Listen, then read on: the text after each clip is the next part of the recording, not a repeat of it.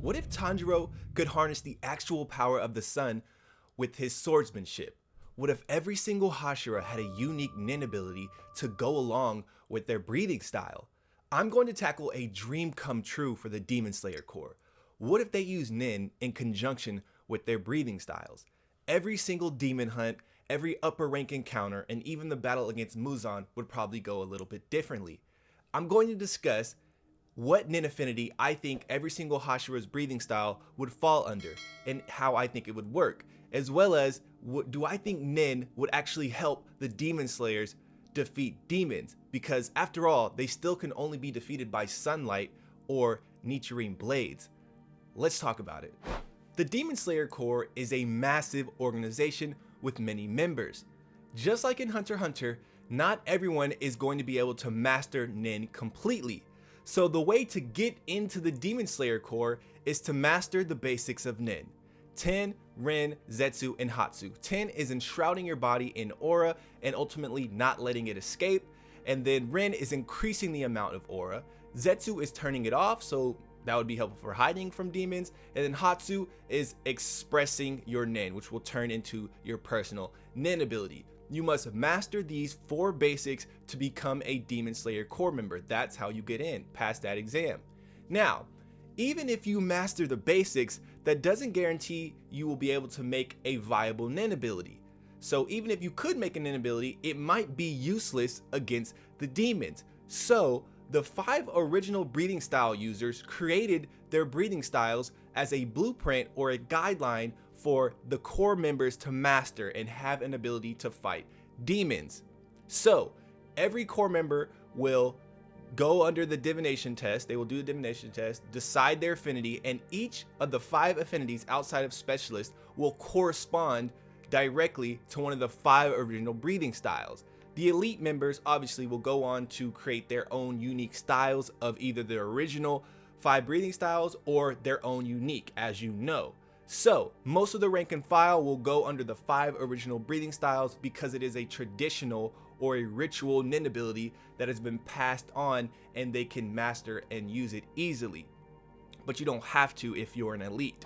I'm going to first start off with the 5 original breathing styles and talk about which nen affinity they fall under. I'm going to start with these 5 because every single Demon Slayer Corps member has the potential to master one of these, given enough time and effort. They may not master it to the level of a hashira, but they can master the basics of it and be proficient enough to fight demons. They'll most likely all be around Murata's level or a little bit lower, somewhere around there. But after I talk about the 5 original breathing styles, I'll move on to the other hashira's unique breathing styles. And then we'll talk about the mark and how that corresponds with nen and what happens if you manifest the mark. And then ultimately, I'll talk about if I think nen can actually help the demon slayers beat the demons, or how effective it will be, because like I said, nen is not sun, so it won't actually kill them, but can it help? So let's start with the first 5 breathing styles. Stone breathing. Stone breathing is going to fall under the affinity of enhancement. What you're going to do and focus on is enhancing your body and enhancing your weapon until the body becomes as strong as your weapon. That way it's one cohesive unit and your weapon becomes an extension of yourself completely. This is good for people that have a good balanced offense and defensive style. Think of Gelme. Next is flame breathing. This is a unique one, so pay attention. Flame breathing is going to fall under the conjuration affinity. Once a Demon Slayer Corps member realizes that they are a conjurer, they are going to be given a Nichiren ore. They're going to mess with that Nichiren ore, familiarize themselves with it until they get a sword. And then the sword is going to be made of Nichiren, and they're going to familiarize themselves with that until they can conjure the sword itself. Once they can do that, the sword will become a conduit for their strong feelings and emotions or fighting spirit, and they can then turn that spirit into flames and use the sword to wield the flames. So only the sword will have the flames. Your body cannot produce flames, but only through the sword. So that is how flame breathing is going to work. You conjure a Nichiren blade that can produce actual fire. The stronger your feelings, the hotter the flame could be. So it depends on you. A hashira will be really proficient at this, but a base level user, it won't be as strong. Next, we have thunder breathing, and this one is pretty simple. We all know it should be called lightning, but it's going to fall under the affinity of transmutation. And you can transmute your aura into electricity or lightning, and you can enhance the speed of your movements, or you can imbue your attacks with lightning. Obviously, this is going to be the fastest hashira. Next is the water breathing style, and this, I like this one. This is my favorite one I came up with. This is going to be manipulation affinity. So you can't actually produce water, but you carry water around with you and you can manipulate it to do whatever you want. You can shroud your blade in water, make it sharp, spin it in circles, make a water wall, make anything you want out of water by manipulating the water you already have. Not to mention, if it's raining or you're by a giant body of water, you basically become the strongest hashira, because there's so much water that you can manipulate. You just have to have enough aura to infuse into it. So a hashira would be able to make or bring massive amounts of water and manipulate it to destroy demons, incapacitate them, and then slice their heads off. That's the water breathing style. And if you're a manipulator, you should be hyped if you're a Demon Slayer core member, because you have the potential to be a real demon. Lastly, for the 5 core breathing styles, we have the wind breathing style. And if you're a wind breathing style user, that would fall under the affinity of emission. And it's simple. You can actually emit blast of wind that can slice, cut, tornadoes, anything you want them to really take the shape of, they can take the shape of. So that's the wind breathing style for, you know, the emission affinity. Those are the 5 core breathing styles. Stone is enhancement, flame is conjurer, thunder is transmutation, water is manipulation, and wind is emission. Now let's move on to the other hashira's unique breathing styles. Out the gate, we're gonna have sound breathing, and sound breathing is also gonna fall under the emission category, because you can emit sound waves and they can be destructive, they can be loud, they can actually slice people and interrupt their bodily functions. That is going to be the sound breathing style. Next is going to be serpent breathing. This is going to fall under the conjuration affinity.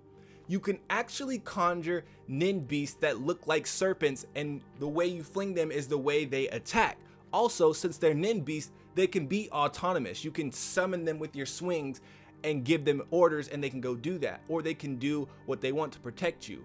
So that's going to be the serpent breathing style. Honestly, that one's pretty tough. You can conjure snake NEN beasts. You can probably make them larger or smaller depending on your amount of aura. So a hashira with this technique, aka Obanai, would be absolutely devastating.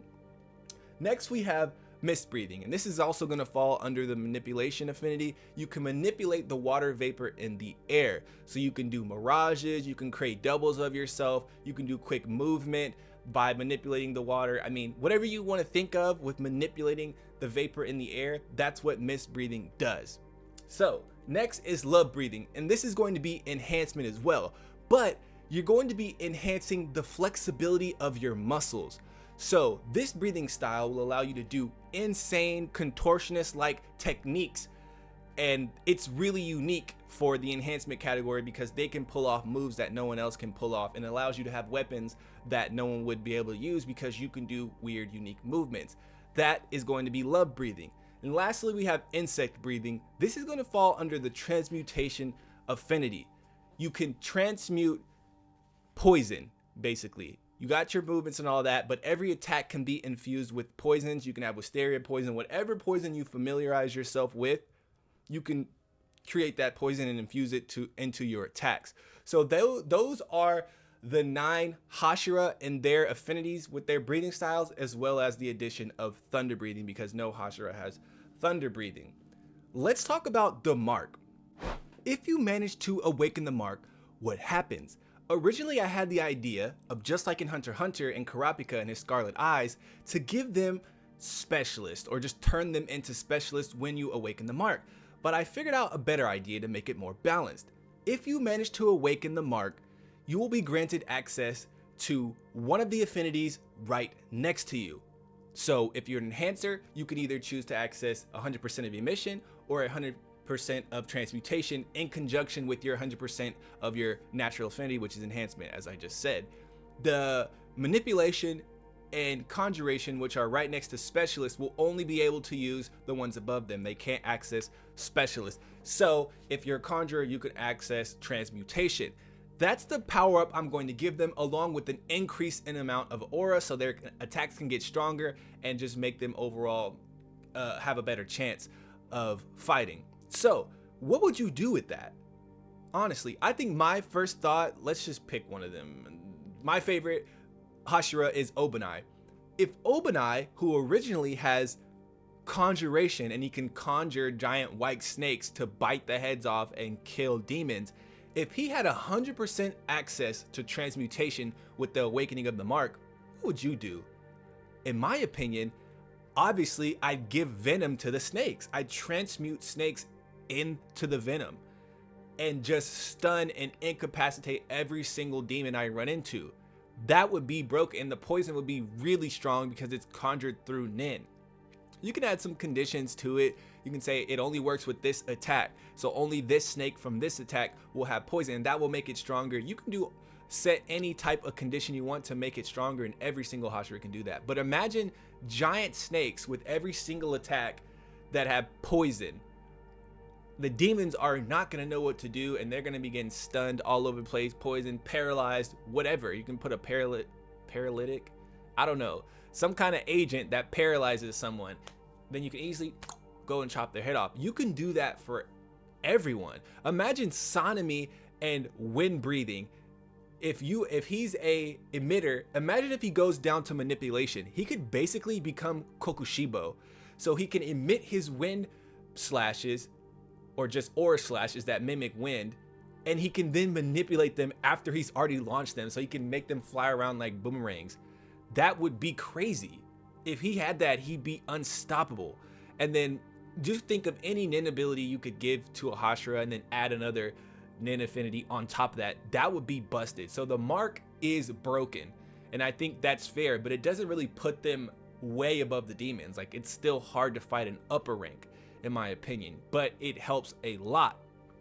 So do I think NEN can actually help the demon slayers defeat demons? Yes. It's not actually sunlight, so it won't actually kill them. It's not busted. It's really balanced. It's not a curse technique where I could vaporize you or split you into a billion pieces. It's balanced because it doesn't actually kill the demons, but it makes it easier to fight them. And let's say only demon slayers or only humans can have NEN abilities. If you're a demon, you died, therefore you don't have life force, therefore you can't access aura, unless you were previously a demon slayer and it's ingrained into your body. That makes Kokushibo and Kaigaku able to have NEN abilities on top of blood demon arts, on top of being a demon's composition. But as a demon slayer core member formally, they are considered treasonous and just the scum of the scum and dirt, because you were never supposed to turn to a demon. You're supposed to die with your honor and die in the pursuit of defeating all demons, not join them and make them stronger. So I think that they would join up and just absolutely tear Kokushibo and Kaigaku up for turning on them and gaining NEN abilities. What NEN abilities would Kokushibo have, or Kaigaku? Let me know. If you want me to create NEN abilities for each individual hashira, I'll do that. Like, if we get 200 likes, I'll just continue to make NEN abilities for each hashira if you want to see that. If you don't, ignore me. It doesn't really matter to me. So that's the video, guys. Overall, I think NEN would help breathing styles, and being in Demon Slayer, it would fit really well and not interrupt the flow of anything. Honestly, thinking about it, it'd be kind of hard to defeat people if you're a conjurer with flame breathing, but let's just say you actually conjure the Nichiren, and so it does collect sunlight. But there's other ways around that. You can think of other flame breathing, but I like the conjuration and it turning your fighting spirit into flames. That's tough. Let me know your thoughts. I think it's good. I think NEN would work really well. Let me know what you want to see next. Leave a like, please, comment, subscribe, and I will catch you guys in the next one. Peace. 君の気持ちを大事にしなかった私の頭